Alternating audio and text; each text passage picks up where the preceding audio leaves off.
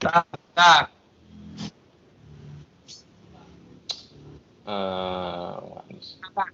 Gimana? Apa yang mau kita diskusikan? Iya, kan semalam saya udah bilang sama Pak Rudi ya, kalau saya kurang setuju. Bapak bilang Yudas itu masuk surga gitu, karena kan di salah satu ayat penunjangnya yang saya lihat di Yohanes 6 ayat 70 itu dibilang di antara 12 orang ini ada satu iblis gitu. Sementara kan iblis itu tidak mungkin masuk surga gitu. Jadi dan kalau misalnya Yudas bunuh diri itu bisa diampuni, bagaimana dengan orang-orang lain di dunia ini yang bunuh diri gitu? Apakah mereka otomatis masuk surga juga? Gitu ya. Oke. Sekarang aku bahas ya. Yohanes 6 ayat 70 justru itu mempertegas bahwa Yudas masuk surga. Karena? Begini. Saya bacakan. Jawab Yesus kepada mereka, bukankah aku sendiri yang telah memilih kamu ber-12 orang? Saya sambil lihat sumber ya Pak ya, sambil baca. Ya. Bukankah aku sendiri yang telah memilih kamu yang 12 ini? Kata Yesus kan, namun orang di antaramu adalah iblis. Artinya, di situ Yesus sudah mengetahui bahwa di antara 12 itu ada satu iblis. Artinya, kalau Yesus ibaratnya marah sama Yudas, Yudas tak akan dipilih Yesus menjadi muridnya. Ya kan, paham ya? Jadi, Yesus sudah tahu, Yesus sendiri yang memilih, aku sendiri yang memilih kamu, katanya kan. Dan di antara kamu ada iblis, katanya.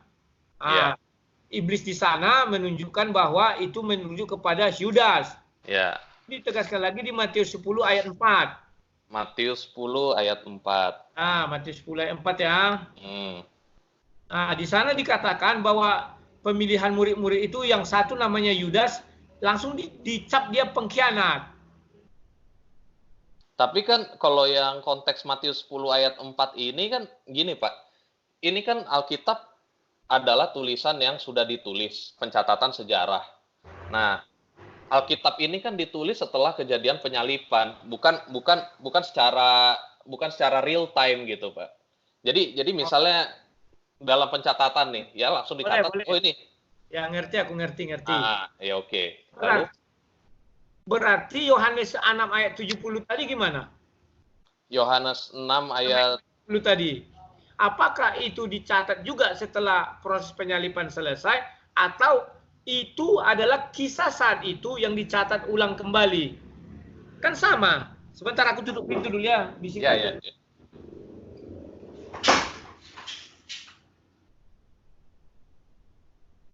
Paham maksud saya ya? Ya. Sekarang apa yang gimana? Yohanes 6 ayat 70 itu bagaimana? Apakah itu juga real time atau setelah Yesus naik ke surga, atau setelah lama lah kita bilang? Sama penulisannya itu dengan Matius 10 ayat 4. Iya. Tidak semua ada real time, semua tidak ada yang real time, tetapi itu sudah terucap gitu loh. Iya. Lalu? Nah, ya sudah. Artinya ketika Yesus memilih Yudas Iskariot, Yesus langsung mengatakan satu di antara kamu iblis. Nah, di Matius 10 ayat 4 dikatakan si Yudas itu adalah pengkhianat. Nah, jadi Yudas tidak mengetahui semua ini, ada sebuah rencana. Ada yang mengatakan bahwa Yudas kan punya niat jahat sama Yesus. Tidak, Yudas tidak pernah punya niat jahat sama Yesus sebelum pada masa mau penyaliban. Karena Yesus yang memilih, bukan Yudas yang mendekati Yesus. Kecuali Yudas mendekati Yesus, betul, niat Yudas adalah jahat, ingin mencelakai Yesus. Faktanya tidak kan, Yudas itu dipilih.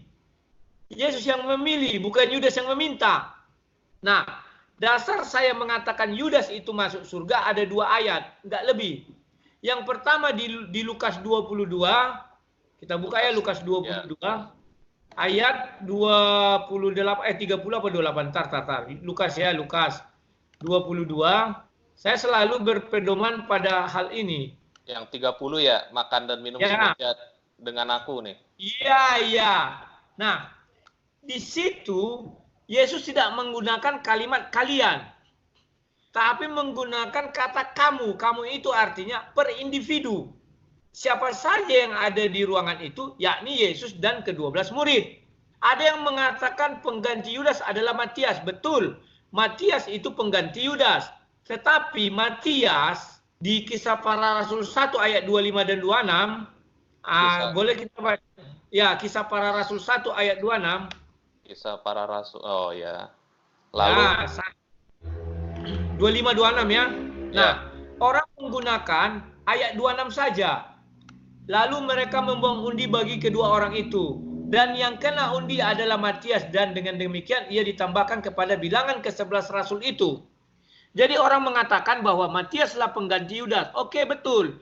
Tetapi pengganti untuk apa? Lihat ayat 25. Untuk menerima jabatan pelayanan. Bukan untuk duduk di atas tahta yang 12 itu menghakimi 12 bangsa Israel. Paham ya? Terus? Nah, itu yang pertama. Yang kedua, Yudas itu jika dibanding dengan Petrus, dosa Petrus lebih besar daripada Yudas. Karena? Petrus menyangkal Yesus. Paham ya? Sekarang kita lihat apa dosa menyangkal Yesus. Itu di Matius 10 tadi, ayat 33. Matius 10, 33. Ya. Coba Joshua yang bacakan, gantian kita. Tetapi barang siapa menyangkal aku di depan manusia, aku juga akan menyangkalnya di depan Bapakku yang di sorga. Yup. Jadi pada saat Petrus menyangkal Yesus, saat itu juga Yesus menyangkal Petrus di hadapan Bapa di surga. Bukan tunggu besok, tunggu nanti, tidak. Paham ya? Nah, ada yang berkata begini, loh, Petrus kan akhirnya bertobat. Bertobat. Menyesal. Mereka menambahkan kata bertobat. Saya sudah buka Alkitab, tidak ada dikatakan Petrus bertobat. Yang ada menyesal. Sama dengan Yudas menyesal, sama-sama menyesal. Cuman mereka mengatakan penyesalan Yudas berujung kematian. Itulah gantung diri.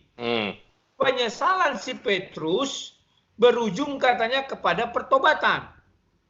Itulah dia menjadi keturun Roh Kudus ke dalam diri dia. Kan demikian. Nah, faktanya adalah baik Yudas maupun Petrus, mereka sama-sama tidak mengetahui apa yang mereka perbuat, ya kan? Bahkan yang parah itu adalah Petrus. Yesus mengatakan di Lukas 22 ayat 38 itu bahwa sebelum ayam berkokok 3 kali engkau akan menyangkal aku. Yesus adalah firman Allah. Sebentar, ya kan? Pak. Sebentar. Yuk. Boleh saya potong, Pak? Ya udah, lanjut. Ya. Apa? Enggak, saya tadi terhenti kepada Bapak bilang mereka tidak tahu apa yang mereka perbuat gitu kan. Iya. Tapi kan tidak tahu apa yang mereka perbuat itu bisa dibilang kalau orang lagi hilaf, Pak. Dan yang namanya orang hilaf itu, ya yang namanya Rasul kan manusia, bisa hilaf. Ya. Kayak misalnya Adam, Hawa itu bisa makan buah, kenapa? Karena mereka hilaf. Karena mereka tidak tahu apa yang mereka perbuat gitu. Demikian juga dengan kita yang lainnya di dunia, kita ada masa-masa yang kita hilaf, yang kita nggak sadar pengen ngapain, ya. Kayak misalnya ada orang bilang, lu sadar dong, ini perbuatan ini salah gitu. Kenapa Rasul bisa berbeda? Fakta di lapangan adalah, fakta di Bible adalah bahwa Petrus bukan khilaf. Yudas tidak mengetahui apa-apa karena sebelum Yudas melakukan semua kejahatannya, iblis terlebih dahulu masuk ke dalam dirinya. Nah iya itu maksud saya. Gini Pak. Yudas. Untuk Petrus bedakan lagi. Kalau Petrus kan sudah dikatakan Yesus bahwa sebelum ayam berkokok kau akan menyangkal aku. Datang Petrus mengatakan, tidak Tuhan, aku tetap bersama engkau. Yesus katakan tidak. Nah, di situ Petrus berusaha mengalahkan ucapan Yesus. Bagaimana cara dia mengalahkan? Petrus tidak mau mendekat kepada Yesus. Tetapi dia menyisip-nyisip. Menjauh dia kan. Sebab kalau dekat, orang melihat. Dia menyisip-nyisip. Ternyata apa? Ada yang melihat dia. Hei, orang ini tadi ikut sama si Yesus itu loh katanya. Dan Petrus, oh tidak, kata Petrus. Paham ya? Ya. Nah, di situ Petrus sebenarnya mengetahui apa yang dia perbuat secara Petrusnya. Tetapi Yesus mengatakan kau tidak tahu apa yang kau perbuat. Kenapa dia tidak tahu? Karena dia tidak paham bahwa apa yang diucapkan Yesus akan terjadi. Nah, karena Yesus adalah firman itu kan? Oke. Nah, sekarang saya pengen tanya kepada Bapak, apakah menurut Bapak hidup kita ini ditentukan kepada Tuhan seperti dalam teologi predestinasi? Ditentukan kepada Tuhan? Enggak, ditentukan oleh Tuhan. Ditentukan oleh Tuhan. Jadi misalnya siapa yang dari awal ditentukan selamat ya selamat, dari awal ditentukan masuk neraka masuk neraka. Sebentar ya. Kalau dalam kasus kita ini Yudas, kita tidak mengarah ke sana. Tetapi karena ini adalah kasus khusus. Kenapa saya katakan kasus khusus? Karena Tuhan sudah punya rencana keselamatan. Dan Tuhan sudah menggambarkan rencana keselamatannya melalui apa? Darah anaknya yang tunggal. Maka Tuhan sudah mengonsep semua ini. Maka dipilihlah aktor-aktornya. Nah, begini Pak. Nah, kalau misalnya karya keselamatan itu dari awal sudah ditentukan seperti itu, berarti untuk apa iblis mencobai Yesus? Kalau misalnya sebentar, ketika iblis mencoba Yesus, Yesus kan belum memilih murid. Ini hebatnya Bible. Bible itu berurut dia ceritanya sehingga tidak memberi celah kepada kita untuk berpikir hal lain. Ketika Yesus dibawa ke puncak di bukit itu, Yesus belum memilih murid. Paham ya? Iya, paham. Setelah dicoba iblis, barulah dia menjalankan karya keselamatan itu. Dengan apa? Itulah di Yohanes 12 ayat 70 tadi dikatakan, aku memilih engkau. Artinya, sutradara memilih para pemain. Ini loh pemain. Dapatlah 12. Berarti karya penyalipan itu hanya merupakan sebuah drama dong, bukan merupakan sebuah usaha Tuhan Yesus yang sejati dalam menghadapi dosa.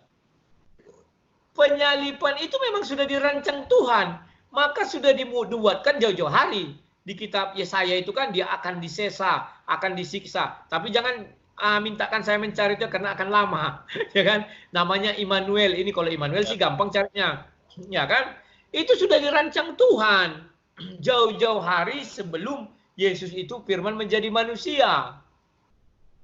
Iya, berarti maksud saya adalah apapun yang Yesus kerjakan, Yesus tidak akan kalah. Yang dimana itu semua kayak main drama gitu. Beda, misalnya gini, saya membuat sebuah film. Di film tersebut Indonesia bermain sepak bola melawan Brazil. Indonesia menang 10-0, padahal di real life itu Indonesia dibantai Brazil 10-0 kasarnya. Ya. Nah, kalau misalnya saya membuat film itu kan skenarionya apa segala bisa saya buat seenak maunya saya dong, Pak. Ya. Namanya Tuhan. Hidup kita semua di dunia ini kan sudah di skenario Tuhan. Nah, berarti Bapak ini percaya predestinasi nggak nih? Loh, saya bilang kan ini khusus. Untuk kasus ini, memang Tuhan sudah merencanakannya. Diambillah peran masing-masing. Contoh gini loh. Contoh ya, sebentar. Saya jelaskan. Coba dibuka Yohanes 13 ayat 27. Yohanes 13 bentar. 7. 13 ayat 27. 27 ya. Apa yang hendak kau perbuat, perbuatlah dengan segera. 27 kan? Iya, Yohanes 13 ayat 27. Dan sesudah Yudas menerima roti itu, ia kerasukan iblis. Yesus berkata kepadanya, apa yang hendak kau perbuat, perbuatlah dengan segera. Perhatikan. Ini saya ambil jari saya. Ini Yesus. Ini Yudas. Ada murid. Inilah murid-murid, ya kan? Nah ini. Yesus bisa melihat iblis. Itu di Matius 4.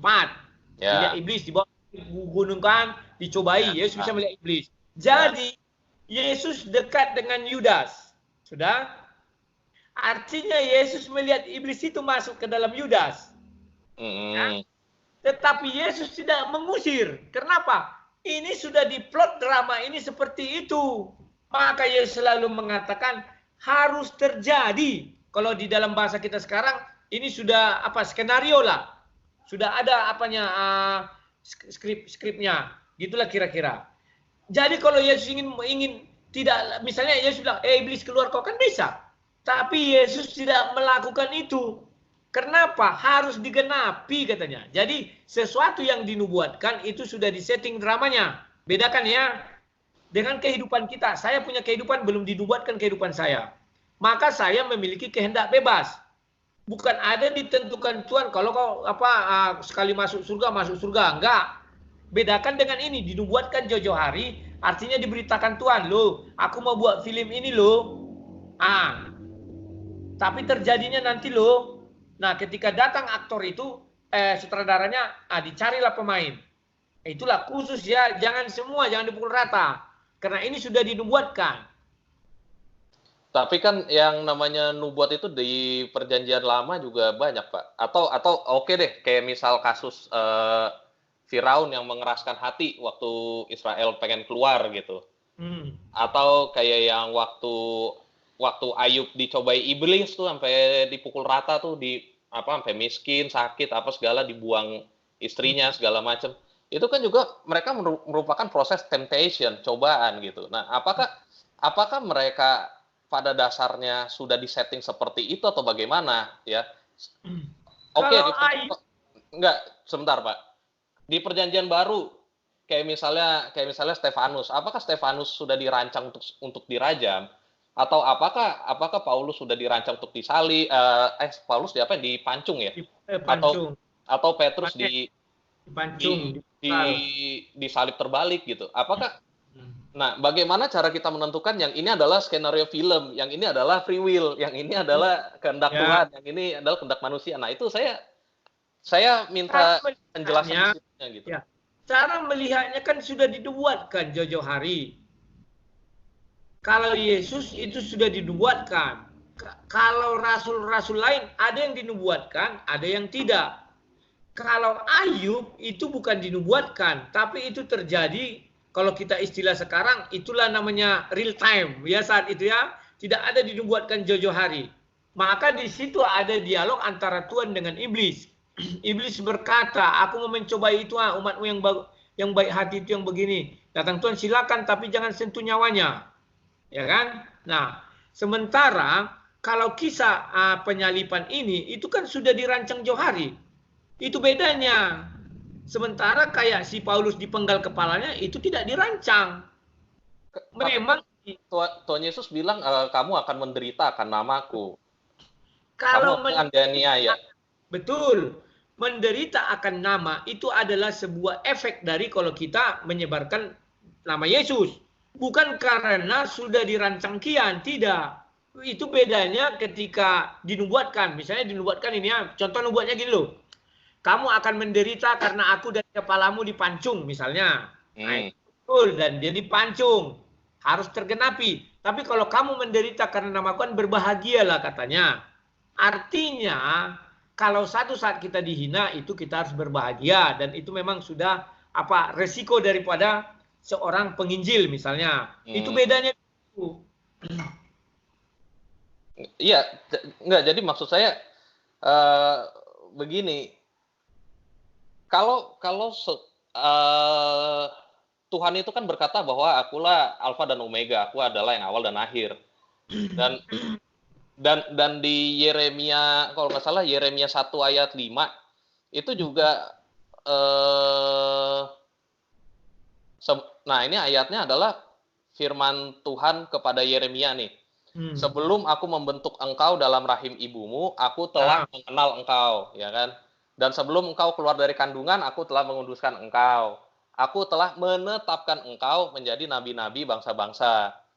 Nah, makanya Yeremia terus jadi nabi gitu. Nah, kan ya, berarti kan kasus itu dibuatkan itu yang sudah. Kenapa Pak? Nggak kedengeran Pak? Halo?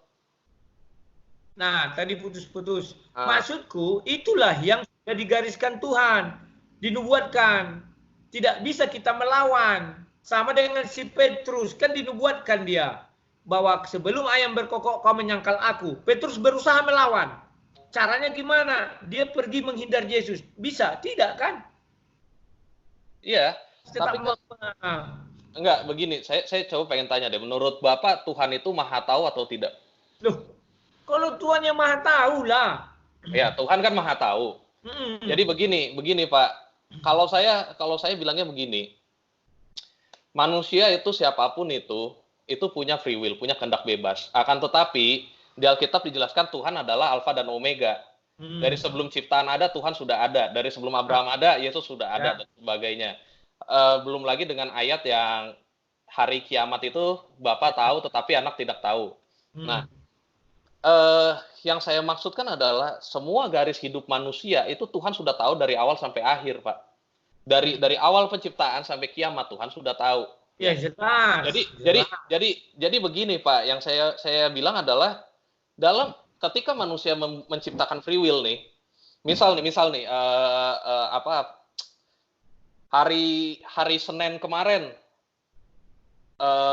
saya sama Rudy Yohanes belum bikin rencana untuk berdebat di Skype.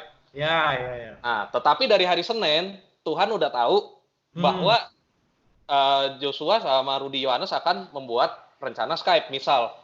Ya. Tuhan itu tahu, Tuhan tahu apa yang akan kita pilih.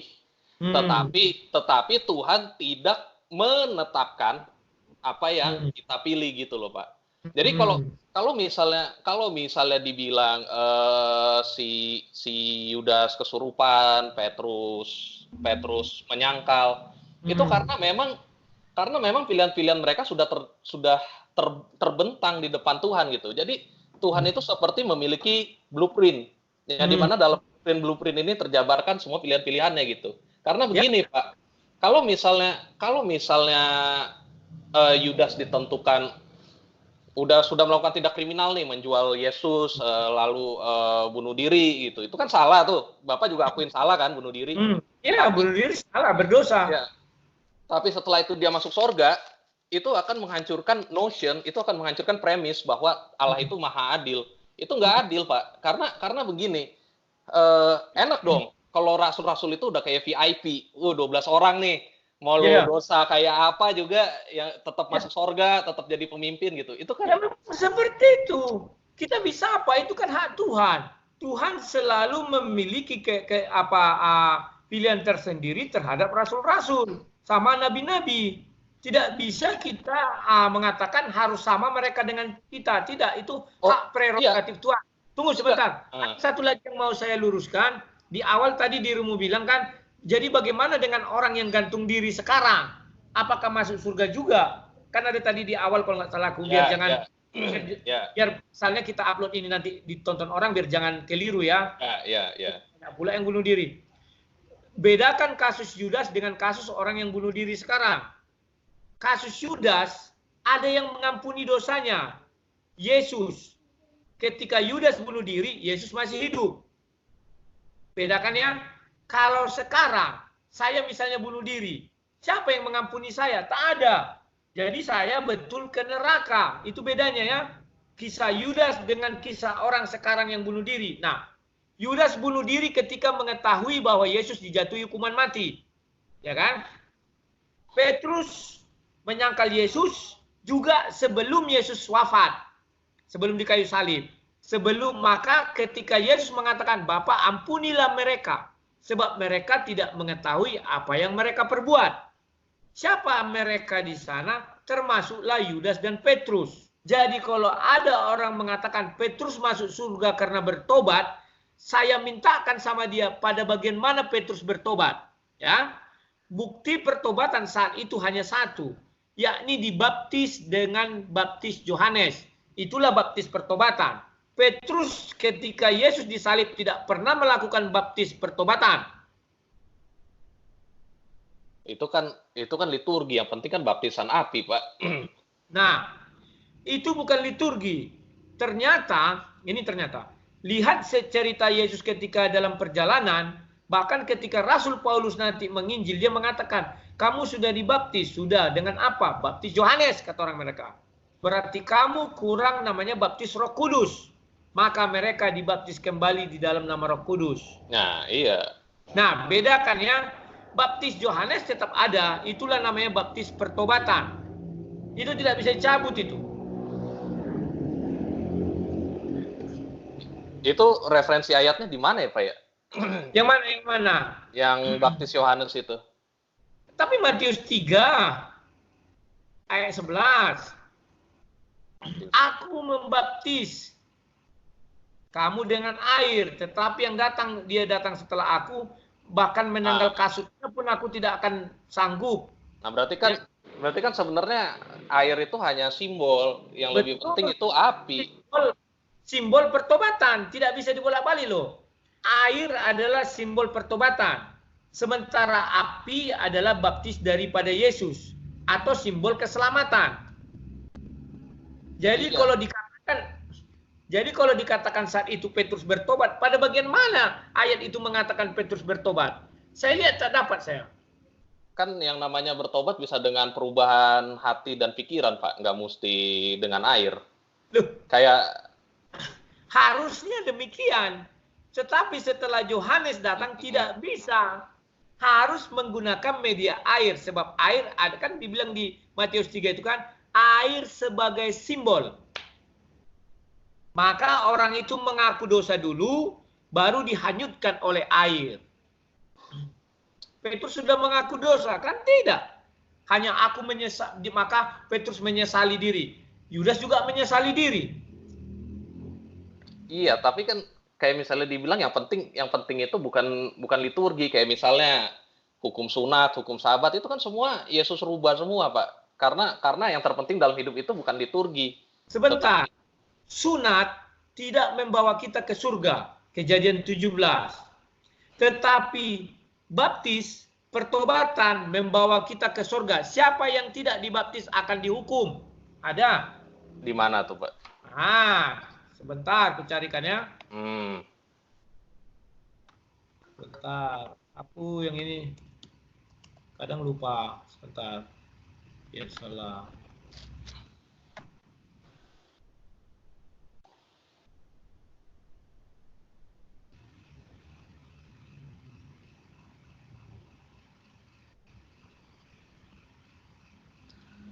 Maka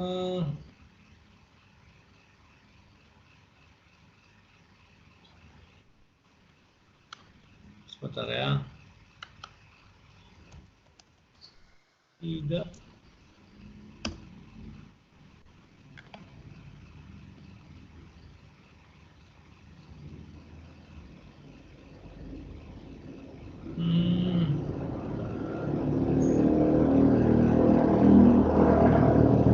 Nah ini. Markus 16 ayat 16. Markus 16. Siapa yang percaya dan dibaptis akan diselamatkan. Tetapi siapa yang tidak percaya akan dihukum. Sebentar, itu jadi masuk ke percaya ya. Oh, ini ada yang nelpon, aku tolak dulu. Tapi kan ini nggak dibilang baptisan air, Pak. Tunggu. Enggak, sebentar. Makanya aku bilang itu tidak dibilang apa, sebentar. Di sini yang tetapi siapa yang tidak percaya di situ, tunggu, ada yang baptis. Sebentar.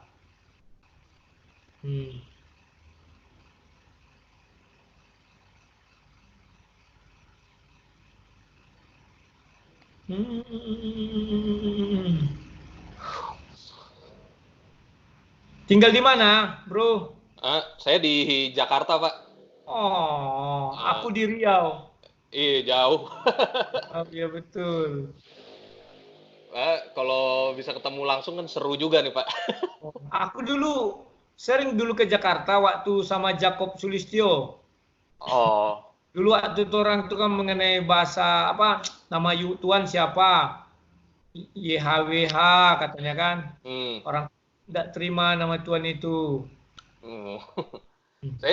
Saya juga ada beberapa hal lain sih yang pengen saya debatin, Pak. Cuma nanti aja deh. Ini aja dulu. Soalnya saya kenal tuh sama si Nandar tuh, saya lihat, waduh, buset, berjilid-jilid ya debatnya, Bapak. Kenal di mana? Di grup WA saya sama dia tuh. Oh. Sampai rebutan itu butet. Iya. Iya. Hmm.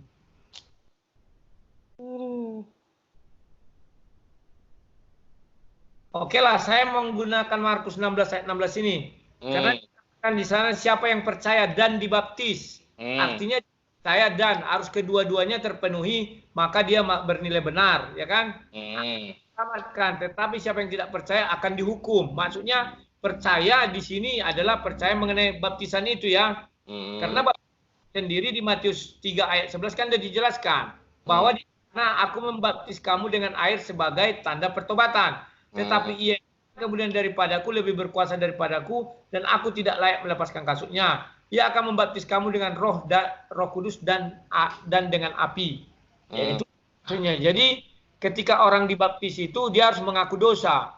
Nah, setelah dia mengaku dosa, ada ayat lain mengatakan maka Tuhan akan setia dan mengampuni dosanya. Itulah sebabnya ditekankan sekali sampai Rasul Paulus pun ditanya, kamu dibaptis dengan apa?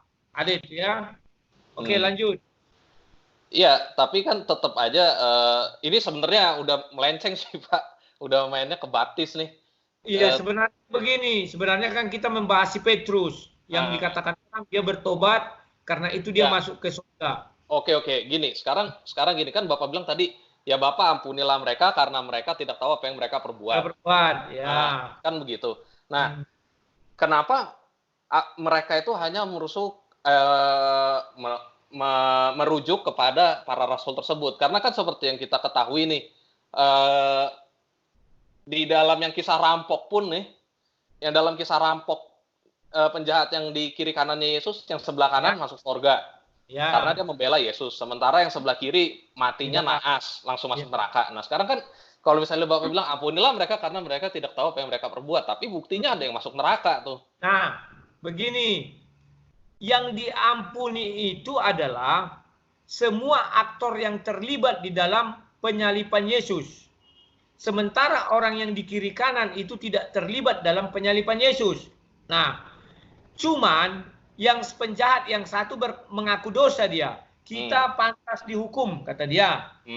Mengaku dosa dan percaya mengaku dosa. Nah, baru setelah itu dia bilang lagi, Yesus, ingatlah ketika engkau datang nanti sebagai Raja Surgawi. Artinya dia mengaku Yesus ini, artinya dia percaya bahwa Yesus ini adalah Raja Surgawi atau Tuhan.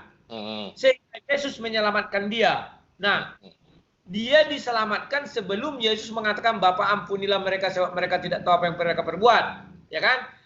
Bedakan kasusnya. Kalau yang dua ini diampuni karena pertama dia mengaku dosa dan kedua dia mengaku percaya Yesus. Yang satu lagi dia tidak percaya sama Yesus sama sekali sehingga tidak diampuni dan dia tidak ada keterlibatannya dengan peristiwa penyalipan. Tidak ada. Yang ada keterlibatan itu mulai dari Petrus, Yudas, sesudah itu tentara Romawi, baru ahli-ahli Taurat yang nombak itu tentara kan, dan orang-orang yang terlibat lah pokoknya, itulah.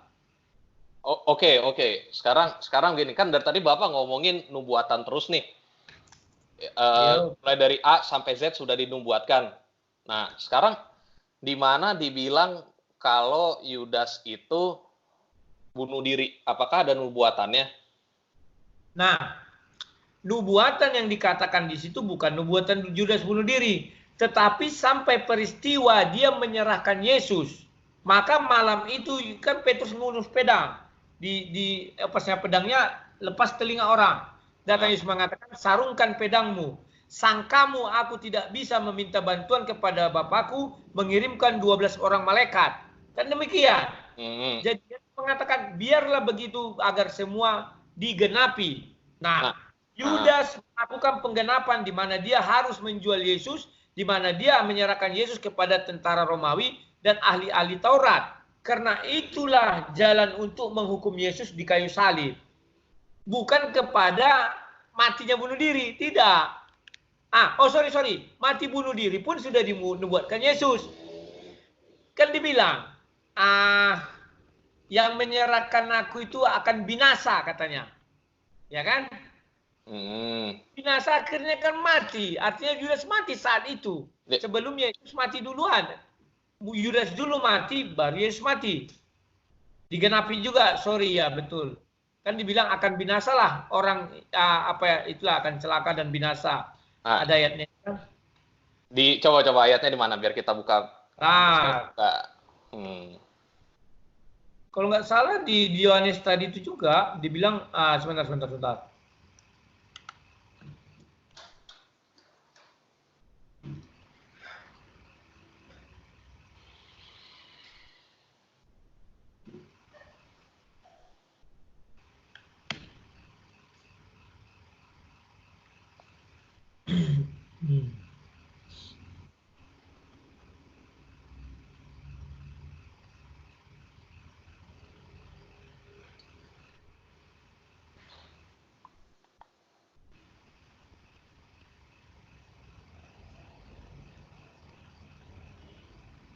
Sambil dicari juga ya. Iya. Kadang aku terlewat karena banyak kali yang mau diingat.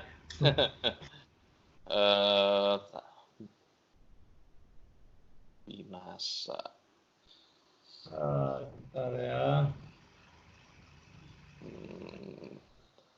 Pasalnya Yohanes ya tadi ya.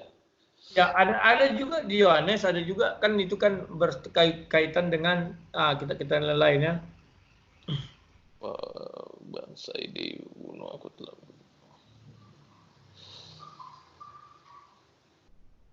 Sebab engkau tidak, dan aku memberikan hidup yang enggak ada juga membinasakan. Ya datang dan tiap-tiap hari enggak. Apa ya, saya cari binasa nggak nemu nih Pak. Ya, tunggu. Celaka. Atau apa ya, celaka. Kemarin aku ingat itu. Sekian banyak yang mau diingat-ingatnya.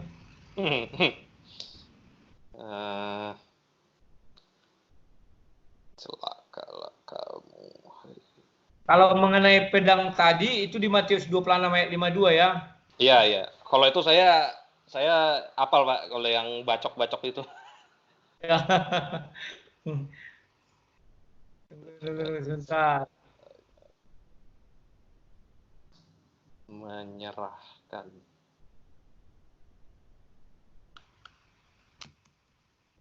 Yudas.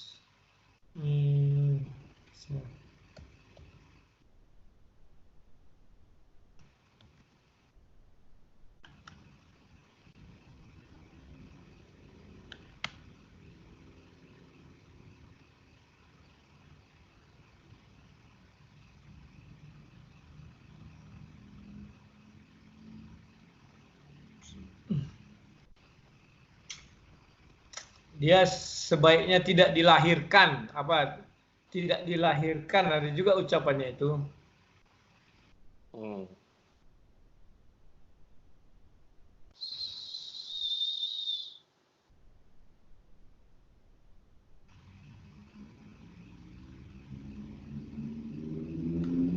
Tidak dilahirkan, bentar ya. Iya, tidak dilahirkan. Sesungguhnya Matius 26 ayat 24 bukan nih? Ya.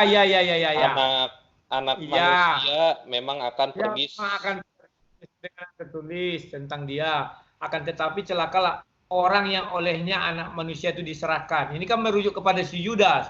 Dia menyerahkan. Adalah lebih baik bagi orang itu sekiranya ia tidak dilahirkan. Tapi celaka juga ada ya. Binasa, sorry. Celaka atau binasa ya? Celaka. Mana ya?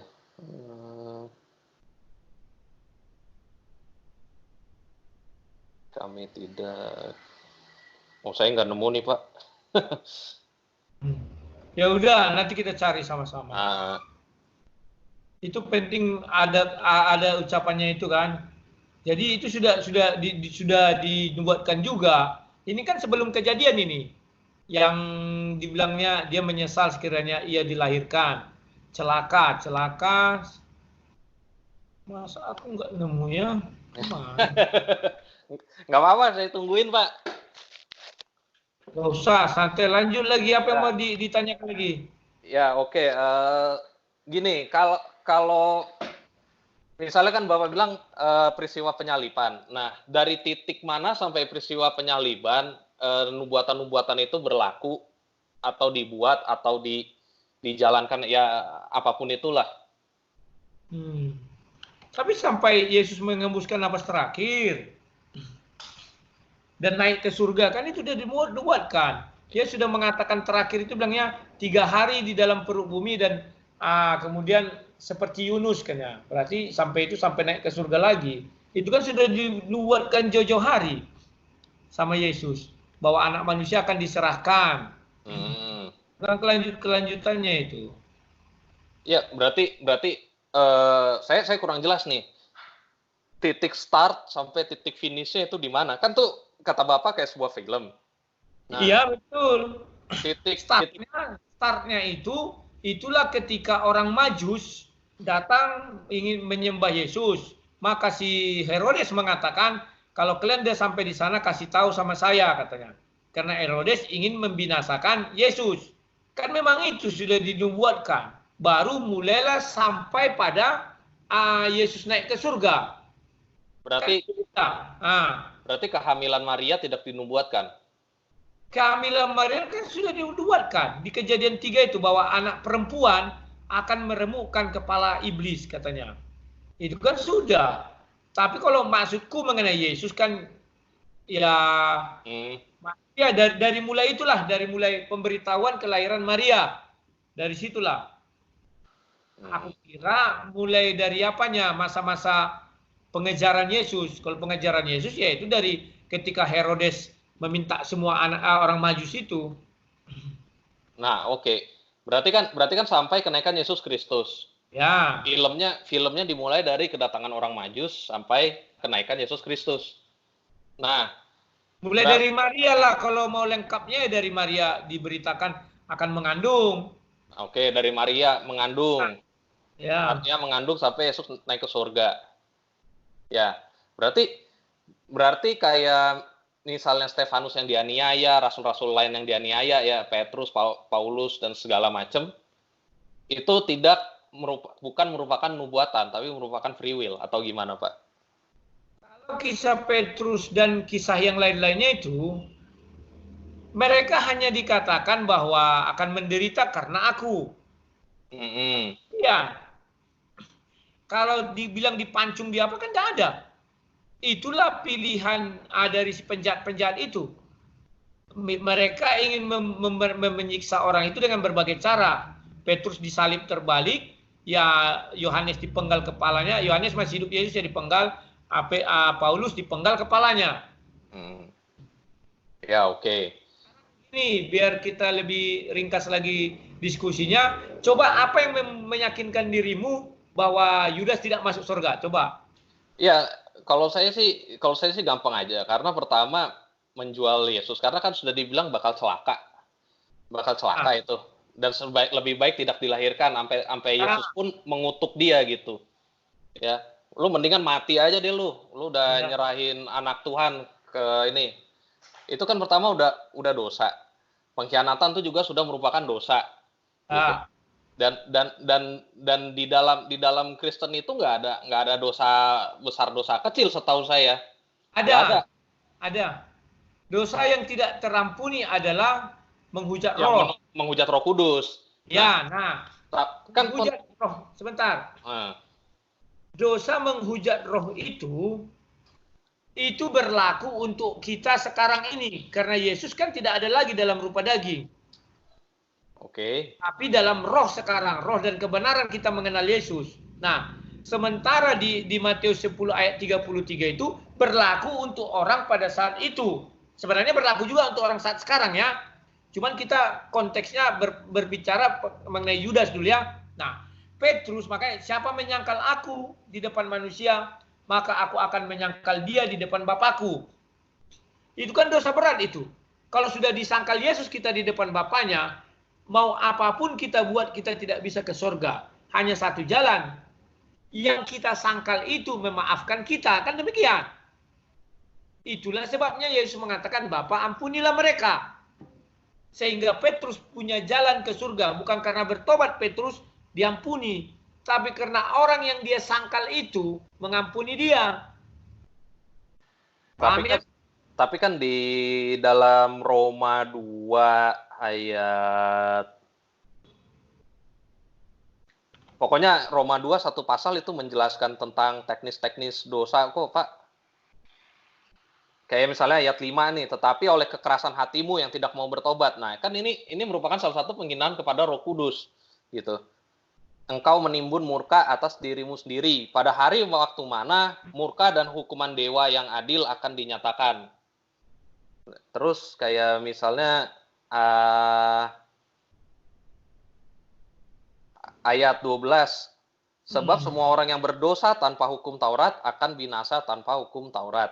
Dan semua orang yang berdosa di bawah hukum Taurat akan dihakimi oleh hukum Taurat. Jadi penghakiman untuk Yahudi dan Goyim tuh beda, Pak. Hukumnya Goyim dan Yahudi beda. Di sini dibilang gitu. Terus ayat 13-nya, karena bukanlah orang yang mendengar hukum Taurat yang benar di hadapan Allah, tetapi orang yang melakukan hukum Taurat lah yang akan dibenarkan gitu. Sebentar. Nah, sebentar Pak, tanggung. Ayat 15-nya nih.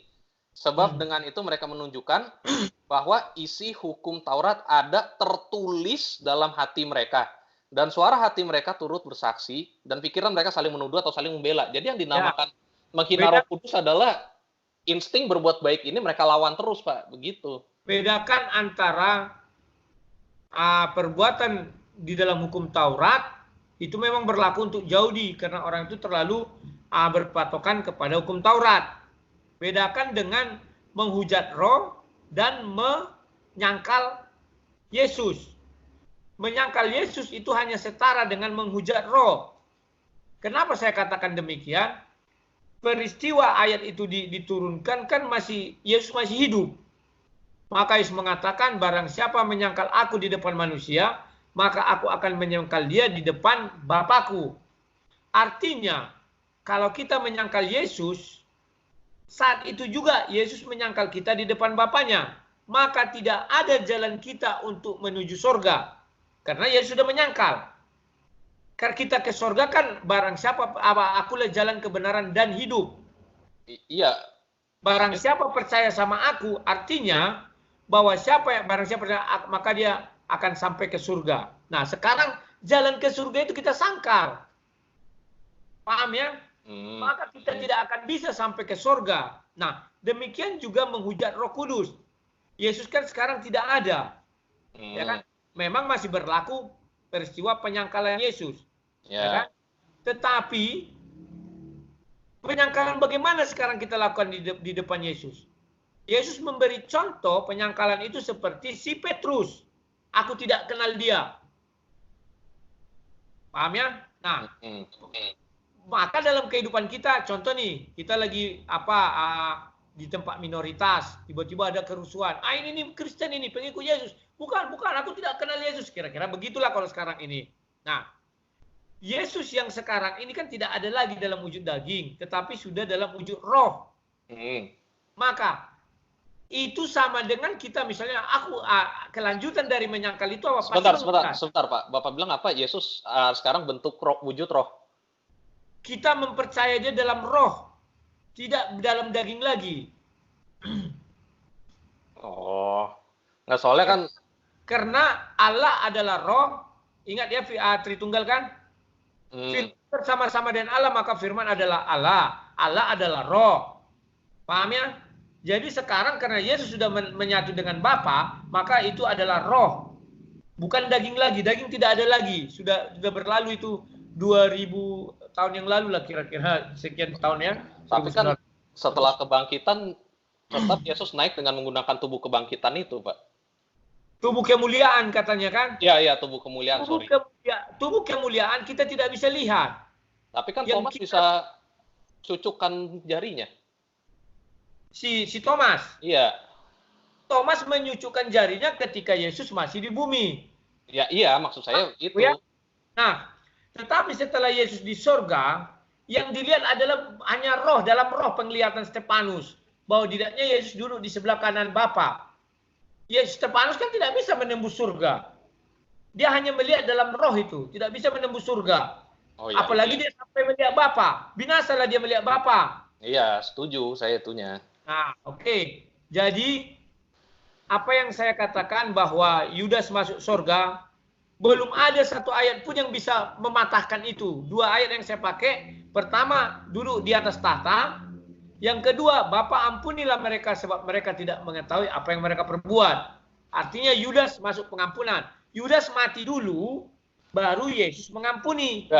Ya, sebentar. Sebentar, saya tuntaskan dulu. Ya. Yudas mati dulu, kemudian Yesus mengampuni, sehingga Yudas tidak bisa berbuat dosa lagi. Bedakan dengan orang, misalnya nih, Yesus mengampuni, Yudas bunuh diri. Ah, itu nggak masuk surga itu. Misalnya, Bapak ampunilah mereka, baru besoknya atau setelah Yesus mati mengucapkan itu, baru Yudas bunuh diri. Alkitab kan menjelaskan itu berurut. Bunuh diri dulu, baru Yesus mengatakan ampuni, maka saya mengatakan, kalau menurut urutannya, maka itulah alasan saya mengatakan dia sampai ke surga. Ya oke, saya sih pendek aja. Menurut Bapak Tuhan itu maha adil atau tidak? Loh, Tuhan itu maha adil, tetapi keadilan Tuhan tidak bisa dijangkau oleh pikiran manusia. Bagaimana seorang Rasul Paulus pembunuh bisa diangkat menjadi Rasul Tuhan? Tidak masuk itu ke otak kita. Oh, itu kan balik lagi ke free will, Pak. Ada orang yang dijamah, ada orang-orang di zaman modern pun banyak loh yang tadinya. Bukan, maksud saya kalau kita bicara adil, bagaimana si pembunuh ini bisa sampai ke surga? Bagaimana si pembunuh ini bisa dipilih menjadi rasul? Ya karena keadilan Tuhan itu kadang bertolak belakang dengan keinginan manusia, bukan keadilan manusia, keinginan manusia. Ya, kan begini Pak, kayak saya sudah bilang tadi, Tuhan itu sudah mengetahui orang-orang itu dari sebelum lahir, di ayat Yeremia tadi gitu. Dan saya sudah menjelaskan tentang bagaimana segala sesuatu hal yang terjadi di dunia ini sudah tersingkapkan kepada Bapa. Makanya Bapak pun sampai bisa bilang ke anak, sampai Yesus pun bilang, saya nggak tahu hari kiamat itu kapan, tapi hanya Bapak yang tahu. Itu artinya semua sudah tersingkapkan, Pak. Jadi kalau misalnya, kalau yang di Yeremia itu, kan itu Tuhan berkata kepada Yeremia, ya kan? Maka dia bilang, sejak dari kandungan aku sudah mengenal engkau, kata Tuhan sama Yeremia. Nah, sekarang kita masuk kepada hari kiamat tadi tuh. Ini jadi meluas juga ini. Iya. Yesus jelas mengatakan tidak tahu kapan hari kiamat. Ya kan? Hanya Bapa yang tahu. Tetapi Yesus mengasih kode. Cirinya nanti seperti pada masa Nuh dan pada masa Lot. Ya. Dikasihnya ciri-cirinya pada saat itu. Nah, jadi kalau mengenai itu bukan berarti Tuhan tidak mau tahu. Tidak. Karena Yesus hanyalah utusan. Contoh nih, saya utus ke hadapanmu gambar saya ini kan. Nah, kan bisa saja saya bilang, misalnya kamu tanya sama saya, kapan Bapak ke sana? Saya bilang, aku nggak tahu itu. Ini udah melebar Pak. Makanya aku bilang, nanti akan kita kerucutkan aja apa yang membuat dasarmu mengatakan Yudas tidak masuk surga. Kamu bilang tadi karena bunuh diri adalah perbuatan dosa. Betul dosa, saya tidak pernah menyangkal. Di situ Yudas dosanya banyak karena bunuh diri, ya kan? Tapi kan dia bunuh diri, baru Yesus mengampuni. Jadi urutan peristiwa itu loh. Bedakan ketika Yesus mengampuni, baru dia bunuh diri. Nah, itu baru tak masuk surga. Nah, iya, tapi kan maksudnya tidak ada dalil jelas yang bilang bahwa ketika Yesus bilang, ya Bapa ampunilah mereka karena mereka tidak tahu apa yang mereka perbuat, hanya mengarah kepada rasul-rasul itu saja gitu. Karena kan Tuhan mengampuni semua manusia. Saya sudah katakan bukan hanya kepada rasul, juga pada tentara Romawi yang menangkap, yang menombak. Kan udah saya jelaskan di awal. Mm-mm. Juga ahli Taurat dan Farisi. Mereka kan tidak tahu. Semua ini kan sudah dirancang Tuhan jauh-jauh hari. Berarti mereka masuk surga semua tuh tanpa terkecuali. Bedakan. Kalau orang itu mati, misalnya aku menombak Yesus ini, tiba-tiba mati, baru Yesus mengatakan, Bapa ampunilah mereka. Artinya diampuni dia, karena sudah mati tidak mungkin berbuat dosa. Tapi faktanya hanya Yudas yang mati, yang lain kan masih hidup. Setelah Yesus mengatakan, Bapa ampunilah mereka sebab mereka tidak tahu apa yang mereka perbuat, maka saat itu dosa mereka bersih. Tetapi keesokan harinya, kan bisa jadi orang itu berbuat dosa lagi, maka dia masuk neraka. Nah ya oke. Sekarang kan Bapak udah bilang begitu. Nah, dalil di mana? Kan yang mati bukan si Yudas doang, si kriminal yang sebelah kiri juga mati. Kan dia tidak terlibat, kan ampunilah mereka sebab mereka tidak tahu apa yang mereka perbuat. Dia kan tidak berbuat. Iya, dalilnya ada nggak? Kan ada. Bapak ampunilah mereka sebab mereka tidak tahu apa yang mereka perbuat. Iya, kan merekanya nggak jelas siapa. Dan Tuhan itu kan menebus. Kata pendukungnya adalah tidak tahu apa yang mereka perbuat. Artinya mereka berbuat sesuatu, kejahatan atau dosa, tapi mereka tidak tahu. Bedakan dengan orang yang disalib di kiri kanan Yesus, mereka tidak terlibat. Gitu loh melihatnya kan. Enggak, begini Pak. Kan Tuhan bilang, ampunilah mereka sebab mereka tidak tahu apa yang mereka perbuat. Kan kita tadi di awal udah bilang, tidak tahu apa yang mereka perbuat itu bisa menyangkut kepada kekilafan. Ya kan khilaf nih dia nih. Yudas itu kan khilaf, ngejual Yesus terus bunuh diri. Ini kita balik lagi jadinya ke awal nih. Dia bukan khilaf, tapi memang nggak tahu. Beda kan khilaf. Kalau khilaf itu dia rada-rada sadar dikit nih melakukannya. Pura-pura aja dibilangnya khilaf. Kalau ini memang dia nggak tahu. Dia kemasukan iblis, baru pergi dia menjual Yesus. Dia kemasukan iblis, baru pergi dia menjemput tentara Romawi. Berarti iblis yang berperan kuat di situ dan Yesus mengizinkan. Kan dia kemasukan iblis kan di dekat Yesus. Iya, maksud saya adalah yang namanya orang kemasukan iblis itu. Coba gini loh, kalau berdiskusi untuk mematahkan argumen saya, kasih dulu argumen yang menukik apa kira-kira. Kan gitu cara mematahkan argumen. Misalnya saya buat ya itu tadi celakalah, binasa. Iya. Yang tidak dilahirkan. Ya, kan dia sudah binasa, dia sudah celaka, mati. Tapi Yesus mengampuni. Ya makanya saya tanya, yang maling sebelah kiri ini kata Bapak kan karena tidak terlibat. Dia jadi tidak terlibat. Kalimat terlibat. Itu coba kita lihat kalimat itu dengan jelas ya. Ya. Biar kita nggak apa. Nah ini saya bukakan. Lukas 23 ayat 34. Lukas 23 34. Ya Bapak, ampunilah mereka sebab mereka tidak tahu apa yang mereka perbuat. Ya kan? Mereka tidak tahu apa yang mereka perbuat. Apa yang mereka perbuat yaitu mulai dari menjual Yesus, menyalibkan Yesus, pokoknya semua yang terlibat dalam proses itulah. Sementara orang yang disalib itu kan tidak terlibat. Kenapa? Bapak bisa membuat kesimpulan seperti itu dari gimananya nih Pak? Orang itu kan ingat tak ketika di hadapan Pilatus kan dihakimi Yesus. Siapa yang saya tidak menemukan kejahatan dalam diri orang ini kata Pilatus kan. Nanti dibaca aja lah itu di Lukas mulai 22 sampai 23 24. Jadi tidak ditemukan. Maka seperti tradisi harus disalibkanlah beberapa orang. Makanya ada 2 orang di kiri kanan Yesus. Orang ini disalibkan kan tidak ada urusannya dengan penyaliban Yesus. Mereka tidak membuat sesuatu hal mengenai Yesus. Tapi karena murni mereka penjahat yang memang harus disalibkan.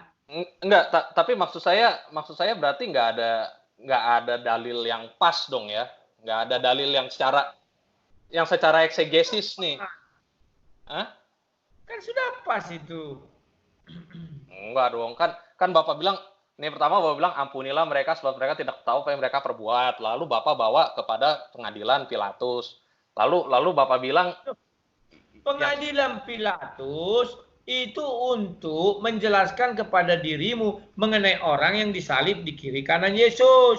Bahwa mereka itu tidak ada hubungannya dengan peristiwa penyaliban Yesus. Bahwa mereka itu adalah orang penjahat yang ditahan di bawah pemerintahan Pontius Pilatus.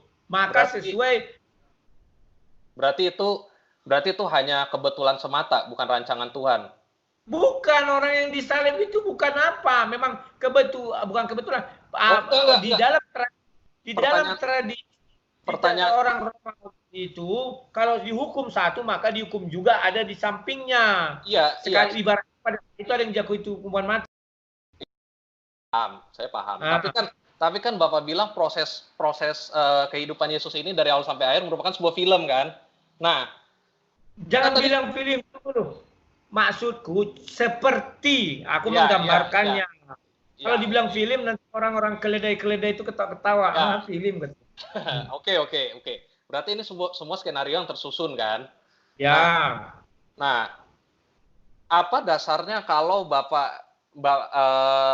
kalau misalnya Bapak bilang yang kedua ini tidak ada hubungannya dalam skenario tersebut? Padahal kan bisa aja dong. Kayak misalnya contoh. Yesus kan datang untuk memberikan kabar baik. Dan kedua penjahat ini yang disalib itu memberikan sebuah contoh, sebuah kesaksian, sebuah kisah yang dimana sebuah kisah mengenai pengampunan dan keselamatan. Ada yang diangkat naik ke sorga langsung karena percaya Yesus. Ada yang tidak percaya langsung binasa. Itu kan sebenarnya berkaitan dengan kabar baik tersebut gitu. Makanya saya kurang paham kalau misalnya berkaitan dengan kabar baik tetapi tidak berkaitan dengan peristiwa penyaliban Yesus. Tidak ada hubungannya. Maksudku orang ini tidak terlibat di dalam penyaliban Yesus. Maksudku ya. Kalau yang kamu bilang mengenai kabar baik betul bahwa Yesus ingin menjelaskan kepada semua orang, bahkan penjahat sekalipun bisa menuju Firdaus. Orang itu kan langsung ke Firdaus. Ya. Berarti Tuhan merancangkan kedua penjahat tersebut untuk berada mendampingi Yesus dong. Ya enggak? Kalau kisah ini tidak dirancang, memang itu adalah kebiasaan orang Yahudi. Apabila bahwa orang disalibkan tidak pernah seorang diri.